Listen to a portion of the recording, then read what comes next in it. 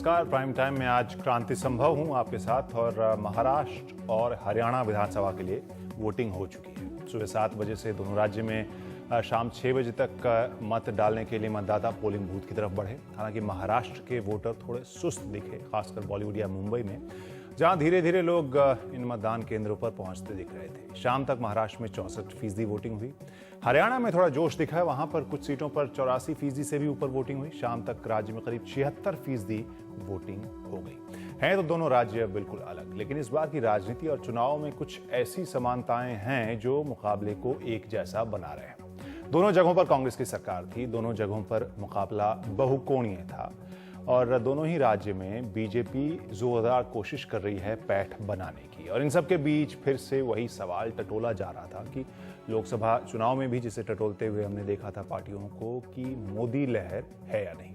तो इस बार के चुनाव की चर्चा करने से पहले जानना होगा कि पिछली बार की स्थिति कैसी थी। हम आपको बता दें कि 2009 में महाराष्ट्र की 288 सीटों में अगर देखें तो कांग्रेस के पास 82 सीटें थी, एनसीपी के पास 62, बीजेपी के पास 46, शिवसेना के पास 44 और एमएनएस के पास 13 सीटें। तब्दीली कितनी होगी 2014 में, ये हम रविवार को देखेंगे। फिर हरियाणा के 2009 नतीजों को देखें तो वहां कांग्रेस के पास 40 सीटें थी, आईएनएलडी के पास 31, हरियाणा जनहित कांग्रेस के पास 6, बीजेपी के पास 4। 2014 तक समीकरण काफी बदल चुके हैं। तो आज प्राइम टाइम में चर्चा की क्या महाराष्ट्र में शिवसेना अपने अस्तित्व की लड़ाई लड़ रही है, जहां पर शिवसेना और बीजेपी का गठबंधन टूट चुका है, जिसके बारे में बहुत सारी चर्चाएं हो चुकी हैं, जानकारी हम सबके पास है। आज सवाल फिर से उसी पर उठ रहा है। इसके अलावा हरियाणा में आईएनएलडी सिंपैथी वेव की उम्मीद क्यों कर रही है, ये भी जानेंगे। इसके अलावा कांग्रेस के लिए क्या सवाल लेकर आए हैं ये चुनाव, और मोदी के धुआंधार रैलियों का क्या असर पड़ेगा। और इन सवालों का जवाब भले ही 19 तारीख को मिले, लेकिन इन पर चर्चा तो आज हम कर ही सकते हैं, जिसके लिए कई खास मेहमान हमारे साथ मौजूद हैं आज प्राइम टाइम में, जिसमें बीजेपी के प्रवक्ता प्रभात झा थोड़ी देर में हमसे जुड़ेंगे, मुंबई से संजय निरुपम जुड़ेंगे, कांग्रेस के नेता माजिद मेमन जो प्रवक्ता एनसीपी के वो आएंगे, और आईएनएलडी नेता राजीव जेटली भी। लेकिन स्टूडियो में हमारे साथ एडिटर जनसत्ता ओम थानवी साहब मौजूद हैं। थानवी जी, सबसे पहले एग्जिट पोल्स हम देख चुके हैं, बाकी इतने दिनों से जो चुनाव कवरेज जिस तरह से चल रहा है वो हम देख चुके हैं। क्या कुछ लग रहा है अभी बीजेपी के लिए स्थिति कितनी अलग है 2009 के मुकाबले? एक बात तो साफ है कि कांग्रेस के खिलाफ मत है और कांग्रेस एनसीपी का जो गठबंधन था उसके खिलाफ मत है, और भारतीय जनता पार्टी जो है जाहिर है कि दोनों जगहों के सबसे आगे रही है, लेकिन आउटराइटली जो है वो पूरा जिसको कहना चाहिए कि मैंडेट वो अभी तक तो नहीं जाहिर होता है कि अगर अपने बूते के ऊपर सरकार बनाते हैं फिर तो माना जा सकता है कि जनता जो है वो बिल्कुल भारतीय जनता पार्टी को कांग्रेस के बरक्स, जैसा कि भारतीय जनता पार्टी की कोशिश है कि कांग्रेस की तरह अपनी एक, इसी वजह से उन्होंने अपने गठबंधन सारे तोड़े हैं। लेकिन गठबंधन तोड़ने के बाद और इतने पुराने, जो कि शिवसेना के साथ 25 साल पुराना गठबंधन था और विचारधारा भी दोनों की एक ही है, उसमें परिवर्तन किसी भी पार्टी का नहीं है, तो उसके बाद में भी अगर अपने बूते पे सरकार नहीं बना सकते हैं, मेरा मानना है कि फिर उसमें कसर है। वो भारतीय जनता पार्टी के हक में होने से ज़्यादा कांग्रेस के खिलाफ जाने वाला मत माना जाएगा। तो ऐसे में अभी अगर हम कहें जो दाव खेला बीजेपी ने वो अभी सफल होता हुआ दिखाई नहीं दे रहा। तो उस तरह से वो पूर्ण सफलता तो तब है जब आप अपने बूते पे सरकार बनाएं, क्योंकि तभी तो आप में ये एक साहस आपने दिखाया कि नहीं, हमको किसी का सहारा नहीं चाहिए, तो आपको जनता का सहारा है, जनता आपके साथ में है, ये भरोसा था। और वो जो लहर है जो हमने आम चुनाव में देखी, अगर वो लहर जिसका भरोसा भारतीय जनता पार्टी को इन दोनों राज्यों में था, तो वो तभी साबित होता है जब वो अपने बूते के ऊपर सरकार बना पाते हैं। फिर मदद लेकर के आप सरकार बनाते हैं या वापस शिवसेना या किसी और के साथ जुड़ जाते हैं, तो वो तो सिलसिला पहले भी चला आ रहा था। और जहां बाई इलेक्शंस में हमने देखा था कि वो प्रदर्शन, सरकार के प्रदर्शन के ऊपर वो रिजल्ट नहीं होता, लेकिन अगर इन दोनों राज्यों के नतीजों को देखें वहां पर तो जरूर ये सवाल उठेगा कि ये प्रदर्शन मोदी सरकार के का रिपोर्ट कार्ड की तरह जरूर देखा जाएगा। निश्चय दोनों जगह वही मैं कह रहा हूँ कि वो उन सरकारों के खिलाफ ये ज्यादा मत है, दोनों निकम्मी सरकारें थीं। और बल्कि कल महाराष्ट्र में चव्हाण ने ये कहा कि हम अजित पवार के खिलाफ इसलिए कुछ नहीं कर पाए क्योंकि गठबंधन की मजबूरियां होती हैं। ये सारी दलीलें पहले मनमोहन सिंह भी देते रहे हैं। तो दोनों जगहों पर एक लंबा शासन भी है, उसका भी नुकसान होता है, लेकिन बहुत सी जो खामियां हैं जो लोगों के सामने थी, और फिर ये भी नहीं मानना चाहिए कि नरेंद्र मोदी जो हैं उनसे लोगों में उम्मीदें नहीं है, ये सिर्फ कांग्रेस के खिलाफ मतदान है। नरेंद्र मोदी ने जिस ढंग से प्रचार किया है, बल्कि कहना चाहिए कि एक तरह से जो अपना जिम्मा था विदेश से लौटते ही वो उसमें चले गए थे, और जब सरहद पे भी गोलीबारी थी तब भी वो चुनाव प्रचार में थे। तो पूरी ताकत उन्होंने जिस ढंग से झोंकी और अपने जो भी अपने वादे हैं या जो भी अपनी नीतियां हैं उस पर जो उन्होंने वोट मांगे, तो उसकी तरफ भी लोगों ने जो है तवज्जो दी है। ऐसा नहीं है कि सिर्फ एक एंटी इनकम्बेंसी का मतदान है। जी, तो जहां पूरी ताकत झोंक दी, 27 रैलियां उन्होंने महाराष्ट्र में की, 11 हरियाणा में, लेकिन मोदी के ऊपर तो सवाल उठेगा, मोदी सरकार के ऊपर उठेगा। यहाँ पर राहुल गांधी और सोनिया गांधी के नेतृत्व के ऊपर भी काफ़ी सवाल उठेंगे, खासकर राहुल गांधी। कांग्रेस के लिए कितना मुश्किल होगा ये चुनाव? देखिए, अभी आज की स्थिति में तो कांग्रेस कहना चाहिए कि मुंह दिखाने लायक भी नहीं है। इतना मौका उनको मिला, और एक कहना चाहिए कि कोई बहुत बड़ी उपलब्धियां केंद्र में नरेंद्र मोदी की नहीं हैं, और छिटपुट जो है वो अपने हिसाब से चीज़ों को पेश कर रहे हैं, लेकिन कायदे से उपलब्धियां नहीं हैं, और उसका लाभ कांग्रेस उठा सकती थी। तो कांग्रेस ने उठाने की चेष्टा की नहीं की। ये मानना चाहिए कि कहीं भी सोनिया गांधी या राहुल गांधी, उनकी सभाओं का जो एक असर, जो एक उपस्थिति नजर आनी चाहिए, वो उपस्थिति उस ढंग से रजिस्टर नहीं हुई कहीं पर।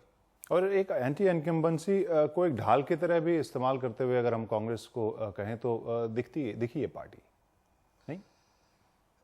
अब ये तो कहना मुश्किल है, क्योंकि कांग्रेस के सामने अपनी सरकारों के बचाव के लिए तो कोई दलील नहीं थी। वो हमलावर ही हो सकते थे कि देखिए 4 महीने में सरकार ने क्या किया, लेकिन मेरे ख्याल में वो ठीक से अपनी बातें रख नहीं पाए, और वो रखते भी तो लोगों का जो मूड है, वो मूड अभी ये है कि चूंकि केंद्र में सरकार बदली है, और नरेंद्र मोदी जिन्होंने युवाओं के ऊपर बहुत इस बार फोकस किया था, जोर दिया था। सवेरे भी आपको ख्याल होगा कि उन्होंने खुद व्यक्तिगत तौर पे ट्वीट किया, तो हरियाणा जैसी जगह पे जहाँ पे युवा जाट मतदाता हैं, जो नहीं माना जाता था कि जाट कभी भी इनके साथ जा सकते हैं भारतीय जनता पार्टी के साथ में, लेकिन ऐसा माना जाता है कि कुछ युवा जाट मतदाता जो हैं वो नरेंद्र मोदी के साथ में थे, और बल्कि सभाओं में भी जो वहाँ पे शोर देखा गया वो उन युवा लोगों का था। उन्होंने उनके हक में मतदान किया होगा, ये भी एक उम्मीद लोग मानते हैं। प्रभात झा जी, आपसे हम सवाल करना चाहेंगे, जो शुरुआती जो उम्मीद बीजेपी की थी और जो चुनाव के बाद एक आभास आपको मिल रहा है, दोनों में क्या फर्क है? मैं आपका सवाल समझा नहीं। शुरुआत में जिस तरह से उम्मीद जता रहे थे बीजेपी, और जिस पूरी ताकत के साथ खुद प्रधानमंत्री धुआंधार रैलियां कर रहे थे, और अभी वोटिंग के बाद जो मूड बना है, अलग अलग एग्जिट पोल्स जो नतीजे दिखा रहे हैं, उसमें क्या आपको फर्क नजर आ रहा है? यहाँ पर ओम थानवी जी भी कह रहे हैं कि सीधे तौर पर या पूर्ण बहुमत के साथ बीजेपी आती अभी नजर नहीं आ रही। देखिए, अभी कुछ दिन और रुकिए। हम लोग क्या है, लोगों की मानसिकता बदलने के लिए काम करते हैं, हम किसी की शिकायत नहीं करते। ठीक है। हम जब केंद्र में आए तब भी लोगों को विश्वास नहीं था। आज आपके 7 चैनल ने एग्जैक्ट पोल दिखाए हैं, और 7 में से 5 ने कहा है कि भारतीय जनता पार्टी दोनों जगह सरकार बना रही है। 2 चैनलों ने कहा है कि नंबर 1 पर है और संभावना सरकार बनाने की है। मैं एग्जैक्ट पोल को रियल पोल नहीं मानता हूं, रियल रिजल्ट नहीं मानता हूं, लेकिन मानना इसलिए पड़ता है कि आप ही लोग दिखाते हैं। कौन क्या कहता है, किसका क्या अंदाज है, उससे मुझे लेना देना नहीं है। मुझे जनता पर, मेरे नेता पर, कार्यकर्ताओं पर, समर्थकों पर और हमारी नीतियों पर, हमारे किए गए कार्यों पर, आने वाले दिनों में संभावनाओं पर और विकास के नाम पर जो एक प्रतीक बनकर उभरे हैं नरेंद्र मोदी जी, संगठन जो हमारा अमित शाह जी के नेतृत्व में काम कर रहा है, इससे हमें लगता है कि दोनों ही राज्यों में हमें बहुमत मिलने के आसार बन रहे हैं। इसलिए हम कहीं से चिंतित नहीं है। हम 4 पर थे हरियाणा में, और अभी हमें कम से कम देने वालों ने कहा है कि 35 से 40 के बीच में मिलेगा। अधिक से अधिक लोगों ने कहा है 52। जिस अपने चाणक्य ने कहा, चाणक्य के आपके सर्वे पोल ने कहा था कि बहुत उस समय 340 मिलेंगे, वही रियल तक पहुंचेगा और स्पष्ट बहुमत बीजेपी को मिलेगा। उसने कहा है कि -7 कर देंगे, उसके बाद भी 52 में से 7 गए तो 45 बचते हैं। इतनी सीटें हरियाणा में आएंगी। अभी ये सब चीजें जो हम देख रहे हैं, उससे हमें हमारे कार्यकर्ताओं पर, जनता पर पूरी तरह विश्वास है, और राजनीतिक परिस्थितियां, नरेंद्र मोदी जी के प्रति विश्वास ये सब देखने के बाद यह कहने में मुझे कहीं गुरेज नहीं है, मैं तो कहूंगा ही। लेकिन हां, हम लोग अपने व्यवहार से, अपने कार्य से धीरे धीरे मानस और मानसिकता बदलने में भी करेंगे, क्योंकि देश का मानस बदला है, कुछ लोगों का नहीं बदलेगा। इसलिए नहीं बदलेगा कि हम कुछ कर भी नहीं सकते, लेकिन हाँ, सच्चे भाव से सेवा करेंगे, उनकी भी मानसिकता बदलने की कोशिश करेंगे। ऐसा लग रहा है कि आप बिल्कुल कॉन्फिडेंट हैं, जो दोनों ही राज्यों में आपकी सरकार में। माजिद मेमन साहब भी हमारे साथ जुड़ गए हैं। संजय निरुपम जी, आपके पास आना चाहेंगे। जो भी अलग अलग पार्टियां कहें, लेकिन कांग्रेस दोनों ही राज्यों में कहीं ना कहीं बैकफुट पर है, और आपके लिए ये चुनाव कितनी बड़ी चुनौती है?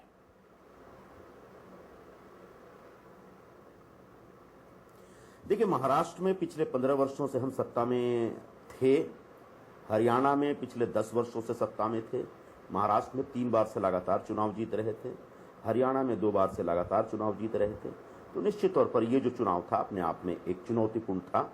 ऐसा एकदम से नहीं कहा जा सकता था कि ये चौथा चुनाव भी हमको जीतना है, हरियाणा में तीसरा चुनाव भी हम जीतेंगे। अंततः ये डेमोक्रेसी है, जनता को एक फैसला लेना होता है और जनता का जो फैसला होगा उसको स्वीकार करना होगा। लेकिन मैं इतना अवश्य कहूंगा, 15 वर्षों तक महाराष्ट्र में और 10 वर्षों तक हरियाणा में लगातार बहुत अच्छे काम हुए, डेवलपमेंट के बहुत सारे काम हुए। चुनाव खत्म हो गए, इसलिए हम कोई मतदाताओं को प्रभावित करने के लिए बात नहीं कह रहे हैं। जब चाहेंगे, जैसे चाहेंगे, हम सारे आंकड़े प्रस्तुत कर सकते हैं। बावजूद इसके, अगर लोगों ने यह फैसला किया कि नहीं, कांग्रेस के अलावा किसी अन्य पार्टी को भी मौका दिया जाना चाहिए, बेशक उस फैसले का हम स्वागत करते हैं। दूसरी बड़ी बात यह है कि महाराष्ट्र के जो एग्जिट पोल के अब तक जो नतीजे आ रहे हैं, जिसको हम एक ट्रेंड के तौर पे समझें, तो कांग्रेस पार्टी का जो वोट बैंक था पिछले चुनाव में लगभग वही है। इसका मतलब कांग्रेस के खिलाफ एंटी इनकम्बेंसी थी या फिर बीजेपी को लोग लाना चाहते थे, बावजूद इसके कांग्रेस का जो वोट बैंक है या वोट है वो काफी हद तक इंटैक्ट रहा। हरियाणा के संदर्भ में मेरे पास जानकारी नहीं। तीसरी बात, अभी थानवी साहब ये कह रहे थे कि भाई 4.5 महीने का जो इनका कामकाज है उसमें जो कमियां है उसको हम उजागर नहीं कर पाए। ऐसा नहीं है, इस सरकार की कमियों को हमने बहुत उजागर किया और बहुत पुरजोर तरीके से किया। बावजूद इसके लोगों के दिमाग में अभी भी इस नई सरकार से बड़ी सारी अपेक्षाएं हैं। लोग अभी भी ये चाहते हैं कि सरकार को और मौका दिया जाए। हमें कोई दिक्कत नहीं है, सरकार को 5 साल के लिए चुना गया है, सरकार को मौके मिलने चाहिए। लेकिन सरकार जो काम करते हुए दिख रही है दिल्ली में, निश्चित तौर पर बहुत उम्मीद के हिसाब से नहीं चल रही है, बहुत ज्यादा विश्वास नहीं बनता है। बहुत सारे उनके कदम ऐसे हैं जिससे जो उन्होंने वादे किए थे, जो उन्होंने लोगों के सामने वचन दिए थे या सपने दिखाए थे, उसके बिल्कुल विपरीत हो रहा है। तो आने वाले दिनों में ये बातें और एक्सपोज होंगी और कहीं ना कहीं बीजेपी कमजोर होगी। आपने कहा कि अब आगे क्या, या फिर एक ऐसी चुनौती है, निश्चित तौर पर सरकार की नाकामयाबियों के बाद कांग्रेस पार्टी नए ढंग से, नए अंदाज में लोगों के बीच जाएगी, लोगों से जुड़ेगी। आपकी बात से जो अंदाज लग रहा है वो यही कि आप ये मान चुके हैं कि दोनों ही राज्य आपके हाथ से जा चुके हैं, आपने हार मान ली है, इस तरह से लग रहा है आपकी बात से। देखिए, एग्जिट पोल के ट्रेंड को अगर ईमानदारी से उसके ऊपर विश्वास किया जाए तो मान लिया जाएगा। नहीं, लेकिन खुद पृथ्वीराज चौहान की भी अगर हम बात करें, उन्होंने भी जिस तरह से बयान दिया है अपने भ्रष्टाचार के ऊपर, वो काम नहीं कर पाए, गठबंधन की मजबूरियां थी, जिस तरह के उन्होंने बयान, जो इंटरव्यू आया एक दिल्ली में, उस हिसाब से ये लग रहा है कि कांग्रेस पहले से मान के अब बैठ चुकी है कि उनकी हार तय है। अब पृथ्वीराज चौहान जी ने वो बयान क्यों दिया मुझे नहीं मालूम, और उस बारे में हाईकमान और पृथ्वीराज चौहान जी के बारे के बीच में बात होगी। क्योंकि मेरा आज भी मानना है कि आदर्श के प्रकरण का जो बहुत बड़ी चर्चा हुई है, आदर्श कोई घोटाला नहीं था। आज भी मैं कह रहा हूं, तब भी मैं कहता था कि आदर्श की बिल्डिंग जिस जमीन पर बनी है वो जमीन डिफेंस मिनिस्ट्री की थी नहीं, वो जमीन किसी कारगिल के वार विडोज के लिए रिजर्व थी नहीं, वो जमीन महाराष्ट्र गवर्नमेंट की थी। और इस तरह की जमीनें हाउसिंग सोसाइटी के लिए जजेस को दी जाती है, पत्रकारों को दी जाती है, आईएएस ऑफिसर्स को दी जाती है, हर वर्ग को दी जाती है इस तरह की जमीन, और हजारों प्लॉट अब तक दिए जा चुके हैं। लेकिन दुर्भाग्यवश उस समय इस पूरे विषय को इस तरीके से उठाया गया और उस चक्कर में हमारे एक मुख्यमंत्री को सैक्रिफाइस किया गया। और अगर उस आधार पर आज के कोई मुख्यमंत्री इस तरह की बात करते हैं, मैं सहमत नहीं हूं। ठीक है माजिद मेमन साहब, अब आपसे हम जानना चाहेंगे, यहाँ पर एनसीपी के बारे में लगातार कहा जा रहा है कि जो स्थिति निकल रही है, एनसीपी बीजेपी के साथ भी जा सकती है, शिवसेना के साथ भी जा सकती है, किस तरह के समीकरण हम आने वाले वक्त में देखेंगे? देखिए, ये मैं तो समझता हूँ इसे हम एक कॉम्प्लीमेंट के तौर पर लेंगे कि शरद पवार का व्यक्तित्व वो है कि जो सियासी दुश्मनों को भी अपने साथ अच्छी तरह रखते हैं, और उसमें कोई ये नहीं कि भाई कोई भी पॉसिबिलिटी बन सकती है, मगर हमने एक से ज़्यादा बार ये बात कही है, चुनाव के दौरान भी कही है और कैंपेन में आखिरी दिन के कैंपेन में खुद शरद पवार जी ने बहुत स्पष्टता के साथ ये बात कही है कि हम कम्युनल फोर्सेस के साथ सत्ता बनाने के लिए नहीं जाएंगे। वो मामला वहाँ खत्म हो जाता है। लेकिन अभी मैं इस चर्चा के संबंध में ये कहूँगा कि ये बात सही कही ओम साहब ने कि मार्केटिंग जो है भारतीय जनता पार्टी की और जो जिस तरह से प्रचार किया गया, जिस तरह पैसा खर्च किया गया भारतीय जनता पार्टी में, उसके मुकाबले में कांग्रेस और एनसीपी फीकी पड़ गई। ये तो आप पिछले 15 दिन के प्रचार में बिल्कुल स्पष्ट तरीके से देख सकते हैं। मगर इतना जरूर है कि लोकसभा में केवल मार्केटिंग की वजह से कांग्रेस और एनसीपी सरकार को जनता नकारेगी। सबसे बड़ा फैक्टर है, एक बड़ा फैक्टर है, एक बड़ा कंट्रीब्यूशन है ये। दूसरा ये कि जो लोकसभा जनता क्या आपके काम के ऊपर, आपकी सरकार के काम के ऊपर आपको सरकार से नहीं निकालेगी? वो भी होगा ना भाई, वो भी एक फैक्टर है, मगर कुछ फैक्टर्स हैं जिसमें ज्यादा कंट्रीब्यूशन किस चीज का है, मैं आपको एनालाइज करने की बताने की कोशिश करता हूं। कांग्रेस और एनसीपी, बल्कि विशेष तौर पर कांग्रेस, जिनसे मुकाबला डायरेक्ट बीजेपी का था, वो इस बात में सफल नहीं हो पाई कि उनकी जो पिछले 5 महीने की लोकसभा के बाद केंद्र में कोई खास उपलब्धि नहीं रही, कोई खास परफॉर्मेंस नहीं रहा, महंगाई को वो निपट नहीं सके, उन्होंने काले धन के लाने का वादा किया था वो नहीं कर सके, इसका बराबर से कोई प्रचार नहीं कर पाए हम लोग, और इसकी वजह से भारतीय जनता पार्टी ने किसी भी तरह से लोगों को लुभाकर अपनी पोजीशन बनाई रखी। नहीं, जब स्थिति ऐसी थी मेमन साहब, तो फिर क्यों नहीं प्रचार कर पाए? ये भी तो आपकी कमी रही आप दोनों पार्टियों की। नहीं, हमने बताया ना कि मार्केटिंग में वो हमसे बेहतर रहे, उन्होंने पैसा वो हमसे 10 गुना ज्यादा खर्च किया। आप देखिए पिछले 10 दिनों में times of India, Hindustan times, Indian express, सारे फ्रंट पेज 2-2 करोड़ रुपए के, इतने पैसे हमारे पास नहीं थे। हमने पवार साहब से कहा भी, उन्होंने कहा कि हमारे पास प्रचार के लिए इतना पैसा नहीं, ये पता नहीं कहां से पैसे लाते हैं। लेकिन जिस तरीके से आप मार्केटिंग का मुद्दा उठा रहे हैं मेमन साहब, बाकी करप्शन के, किसानों की आत्महत्या के, बाकी सारे मुद्दों से लग रहा है जैसे बड़ी वजह वही किसानों के नहीं, आपको बताएं, किसानों के हित में जितना शरद पवार जी का कृषि मंत्री के दौरान काम हुआ है, मैं समझता हूं पिछले 25-50 साल में नहीं हुआ होगा। उन्होंने जो हमारी पैदावार थी वर्ल्ड में रिकॉर्ड किया, प्रोडक्शन में उन्होंने एक्सपोर्ट में रिकॉर्ड बनाए हैं, उन्होंने 70,000 करोड़ के लोन को माफ करवाया है। ये सारी उपलब्धियां नहीं थी, लेकिन बावजूद जनता उसको अगर नहीं मान रही, तो बात जी आपके पास आना चाहेंगे, आखिर आपकी कौन सी ऐसी मार्केटिंग की स्ट्रैटेजी है जो कांग्रेस और एनसीपी उसे पकड़ नहीं पाती है? आखिर मार्केटिंग की ऐसी क्या स्ट्रैटेजी आपने निकाल ली है? देखिए, ये इससे कोई असफलता को मार्केटिंग के आधार पर या विज्ञापन के आधार, आप भी जानते हैं अगर विज्ञापन के मामले में चुनाव जीता जा सकता है तो हुड्डा जी ने हरियाणा में धमाल मचा दिया। कोई चैनल ऐसा नहीं है, कोई अखबार ऐसा नहीं है। सवाल इसका नहीं है, सवाल जनता के। संजय निरुपम जी से मैं 100% सहमत हूं। इस समय लोग अपेक्षा और उसके अनुरूप नरेंद्र मोदी जी से, बीजेपी से जुड़ना चाहते हैं और केंद्र में जो सरकार है उसको राज्यों में लाना चाहते हैं। 15 साल वहां पर महाराष्ट्र में हो गए, 10 साल हरियाणा में हो गए। आपने ऐसा कौन सा काम किया लोगों को लगा कि भ्रष्ट? अब देखिए, अभी कह रहे हैं कि पृथ्वीराज चौहान जी ने जो आप ही ने कहा बयान दिया, आखिर क्यों बयान दिया? वो इतने कमजोर क्यों हो गए कि उन्होंने बेईमान करने वालों को क्यों महत्व दिया? और आज कह रहे हैं कि मैं उस समय अगर ऐसा करता तो गठबंधन की सरकार खत्म हो जाती, गिर जाती सरकार। ये सब बातें कमजोर प्रशासन से नहीं चलता है और इसलिए देश अब चाहता है। दूसरा एक और बात कह रहा हूं, कौन सा नेता है जो अपने परिवार को लेकर नहीं चल रहा है? पूरे देखिए, दोनों राज्यों में खाली परिवारवाद, और नरेंद्र मोदी जी ने भ्रष्टाचार और परिवारवाद पर जबरदस्त प्रहार किया है। और भारतीय राजनीति को आज मुक्ति चाहिए परिवारवाद से, और इसलिए परिवारवाद के अगर कोई लायक है आए नीचे से काम करके, लेकिन किसी का बेटा है, किसी का भतीजा है, किसी का चाचा है, तो वो राजनीति में कार्यकर्ताओं की कोई पूछ नहीं। अन्य दलों में कार्यकर्ताओं की जो पूछ बंद हुई है उसके कारण भी उनके दल के कार्यकर्ता भी उनके विरोध में आए हैं। तो प्रभात जी, यहाँ पर सारे सवाल जो हैं अगर सही शुरू हो रहे हैं, क्योंकि अभी जो नतीजे हैं वो नहीं आए हैं। अगर आपकी स्थिति वैसी नहीं बनती है जैसा आप प्रोग्राम की शुरुआत में बोल रहे थे महाराष्ट्र में, तो क्या आप एनसीपी से समझौता नहीं करेंगे?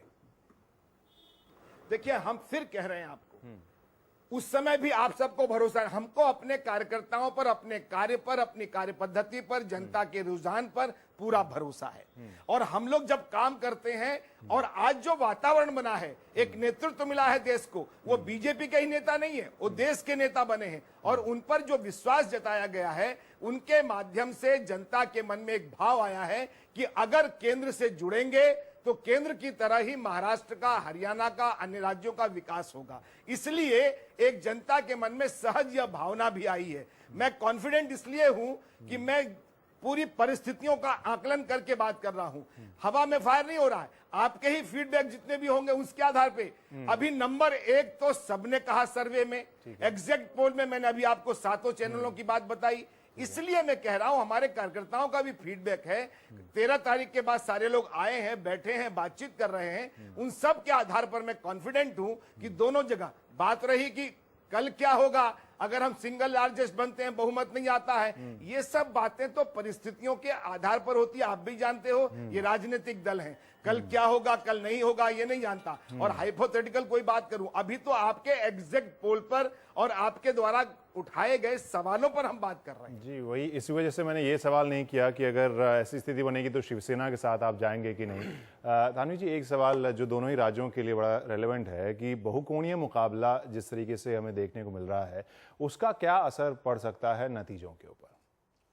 देखिए, अभी मोटे तौर पे ये है कि लोग नरेंद्र मोदी की जो सरकार केंद्र में आई और उन्होंने जाके वोट मांगे, जैसा मैंने पहले भी कहा, और लोगों ने उनमें विश्वास जताया है कि ठीक है, मौका मांग रहे हैं, दें। और कांग्रेस की सरकार को देख चुके, उसकी जो खामियां थी उसको भी देख लिया। अब इतने लंबा अरसे के बाद में दोबारा मौका नहीं दिया जा सकता। लेकिन बाकी जो छोटी पार्टियां हैं, या बल्कि कहा जाए क्षेत्रीय पार्टियां हैं, वो क्षेत्रीय पार्टियों में अकेले में इतना दम नहीं निकल के आया जो उम्मीद थी। जैसे हरियाणा में उम्मीद थी कि जो इनेलो है वो बेहतर काम कर सकती है, जबकि 1.25 साल से चौटाला हैं, वो तो अंदर हैं, और बीच में वो निकल के भी आए। और कोर्ट के आदेश के बावजूद, जो कि बीमारी के लिए था, उन्होंने प्रचार किया, तो लगा कि उसका लाभ उनको मिलेगा। मुझे लगता है एक तो युवा वर्ग जो है, जो नया मतदाता, वो निश्चय ही मोदी के साथ में गया है। लेकिन दूसरा जो अभी माजिद साहब ने कहा कि पैसा तो जितना भारतीय जनता पार्टी ने फूंका है, आम चुनाव में भी इस दफा उसका मुकाबला कोई कर नहीं सकता। पैसे की कमी कांग्रेस के पास में भी नहीं रहती है, लेकिन खर्च करने का सलीका मेरे ख्याल में भारतीय जनता पार्टी के पास था। लेकिन इसके अलावा एक संगठन जो है, वो संगठन नजर आता था। कांग्रेस का संगठन जो है उस ढंग से रणनीति लेकर नजर आता नहीं था। जैसे हारा हुआ चुनाव आप लड़ते हैं, भारतीय जनता पार्टी को आप देखिए, हरियाणा में उन्होंने मध्य प्रदेश से कैलाश विजयवर्गीय को भेजा, और जब से चुनाव है वो मोर्चा लिए बैठे, 10 दिन से रोहतक में हैं। तो सिर्फ नरेंद्र मोदी की चुनाव सभाओं का असर नहीं है, संगठन, रणनीति और फिर जो प्रचार है उसका अपना एक असर होता है, इसमें कोई शक नहीं है। हरियाणा में कांग्रेस का प्रचार फिर भी था, लेकिन मेरे ख्याल में महाराष्ट्र में उस तरह से जो है वो प्रचार में भी पीछे रहे, भाजपा इसमें आगे रही। दोनों तो रणनीति के हिसाब से पिछड़ गए आपको ये लगता है? संजय जी, आपसे जानना चाहेंगे, जब नतीजे आएंगे और जैसा कि सभी मान रहे हैं कि कम से कम आप की पार्टी सबसे बड़ा नुकसान झेलेगी, ऐसे में क्या राहुल गांधी के नेतृत्व के ऊपर सवाल नहीं उठेगा?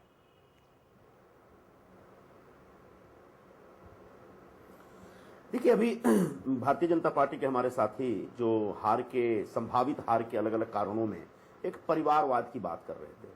भारतीय जनता पार्टी के लोगों को शर्म नहीं आती है?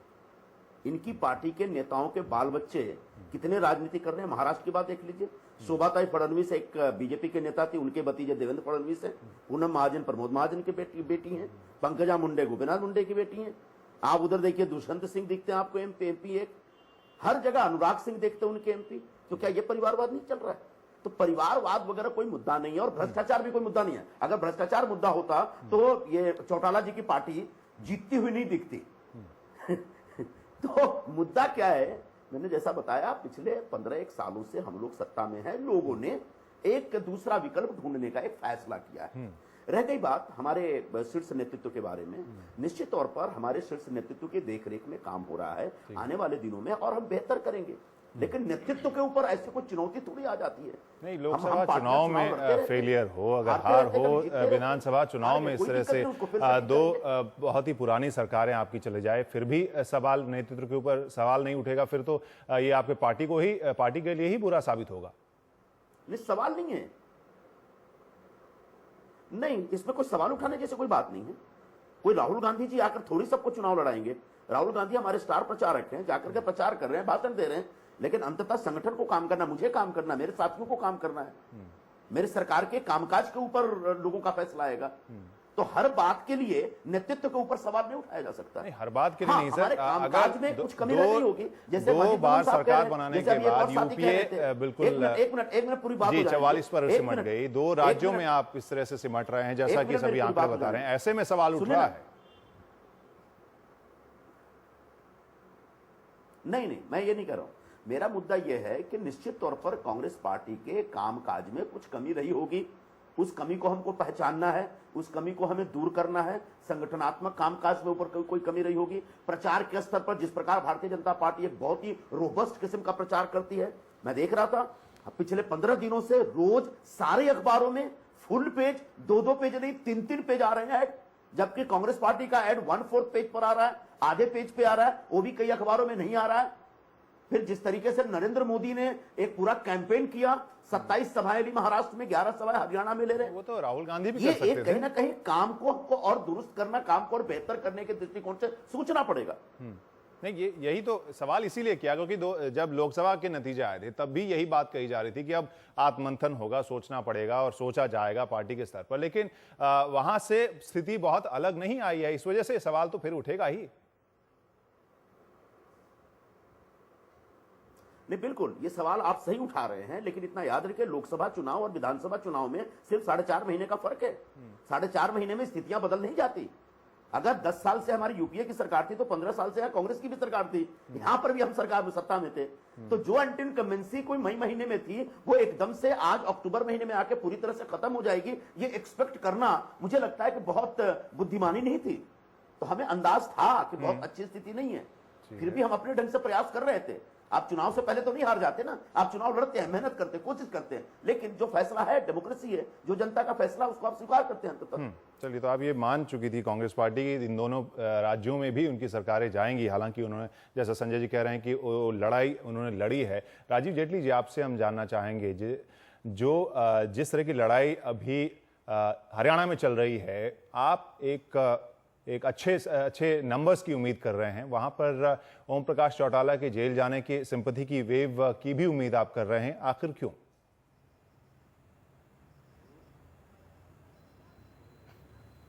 देखिए, सबसे पहले तो मैं सॉरी इस बात का जवाब देना चाहूँगा। मैं आपकी चर्चा सुन रहा था और एग्जिट पोल के हिसाब से सबने अपनी सरकारें भी बना ली और अपने अपने मुद्दे भी निर्धारित कर लिए। लेकिन मैं आपको ये बात बताना चाहूँगा, मैं अभी किसी से चर्चा कर रहा था एग्जिट पोल के ऊपर ही, और उन्होंने जो अपने पैरामीटर सेट किए थे एग्जिट पोल के, वो पैरामीटर कहीं भी इलेक्टोरल पॉलिटिक्स से दूर दूर तक वास्ता नहीं रखते थे। और उससे भी इंपॉर्टेंट बात यह है कि जितने भी सर्वे आते हैं, जितने भी एग्जिट पोल आते हैं, इंडियन नेशनल लोकदल की हमेशा से +20 सीट्स आती हैं। लास्ट टाइम भी एक इस तरीके का सर्वे आया था जिसमें हमारी 13 सीटें दिखाई गई थी और हमें 31 सीटें मिली थी। आज एग्जिट पोल और जो प्री पोल जो हुए हैं उसमें हमारे को जितनी भी सीटें दिखाई जा रही हैं उससे लगभग 20 सीटें हमारी फालतू आती है। और रही भारतीय जनता पार्टी की बात, भारतीय जनता पार्टी के जो ग्राउंड पर लीडर, जिसे सो कॉल्ड लीडर कहते हैं, वो घूम रहे हैं। उन्हें मालूम है कि उनकी स्थिति क्या है। वो आज इस तरीके की इतना मोटिवेट नहीं है जितने इनके सेंट्रल लीडरशिप मोटिवेट है। ग्राउंड रियलिटी वो जानते हैं कि उनका आधार हरियाणा प्रदेश में नहीं है और ना ही उनको लोग पसंद करना चाहते हैं। आज मोदी जी को सुनने के लिए जरूर आते थे हरियाणा प्रदेश के लोग, और काफी कुछ देर तक सुनकर जाते थे और बहुत सारी एक्सपेक्टेशन लेकर आते थे। वो मोदी जी ने जब लोकसभा का चुनाव लड़ा था तो बहुत सारे उन्होंने वायदे किए थे जनता के साथ, वो राष्ट्रीय वायदे थे, लेकिन जब प्रदेश में आए तो एक भी वायदा नहीं कर पाए, ना वो अपने पिछले जो वायदे किए थे उनको दोहरा पाए। हमारा हरियाणा प्रदेश कृषि प्रधान देश है, किसान वेट कर रहा था शायद मोदी जी कुछ डिलीवर करके जाए, स्वामीनाथन के नाम पर करके जाए, या जो किसानों से वायदे किए थे वो करके जाए। ऐसा कुछ नहीं था। वीर गाथाएं सुनाकर गए, जनता ने सुने और जनता घर चली गई। और हरियाणा प्रदेश की जनता बहुत जागरूक जनता है, उसे मालूम है कि अपना मैंडेट कहां पर देना है उसे। हरियाणा प्रदेश की जनता ने जो मैंडेट दिया है उसके हिसाब से साफ जाहिर होता है कि ये शायद उल्टा हो गया है। जितनी सीटें कांग्रेस की दिखाई जा रही हैं वो भारतीय जनता पार्टी की है, और कांग्रेस को तो अपनी सीटों का अंदाजा ही नहीं है। और Indian national Lokdal full majority में आ रही है। मैं आपको एक बात साथ में बोलना चाहता हूं, सिंपैथी नहीं है। हरियाणा प्रदेश की जनता मजबूत लीडरशिप चाहती है और वो चाहती है उनका लीडर वापस आए, उन जनता के बीच में आए और उनका मुख्यमंत्री बनकर आए। और जेटी जी, आपने अलग ही अपना एग्जिट पोल एक यहाँ पर बना दिया और उससे आपने भी खुद की सरकार बना ली, जिस तरह से आप बाकी पार्टियों को कह रहे थे। देखिए, मैंने कहा आपको, अगर एग्जिट पोल के हिसाब से चलते हैं और सर्वे के हिसाब से चलते हैं तो उसमें +20 कर दीजिए, क्योंकि कुछ लोग ऐसे होते हैं अपने घर की घड़ी को भी बैक उसमें रखते हैं, 10 मिनट पीछे रखते हैं। इसी तरीके से एग्जिट पोल जो आते हैं और सर्वे आते हैं वो इंडियन नेशनल लोकदल को अंडर एस्टिमेट करते हैं, वो हमेशा उसकी -20 लेके चलते हैं। तो जो ग्राउंड रियलिटी है वो हम जानते हैं, वो +20 करके जो भी सीट निकलती है, वेदर इट इज 56 और 57, वही हमारी सीटें बनती है हरियाणा प्रदेश में। यह हकीकत है। चलिए एक छोटा सा ब्रेक लेते हैं और उसके बाद जानने की कोशिश करते हैं कि क्या सब कुछ तस्वीर 19 तारीख को देखने को मिल सकती है, क्योंकि जहां पर अभी सिर्फ संकेत मिल रहे हैं, उन संकेतों को सभी पार्टियां अपने अपने तरीके से उसको इंटरप्रेट करेंगी। एक छोटा सा ब्रेक और चर्चा जारी रखेंगे प्राइम टाइम में।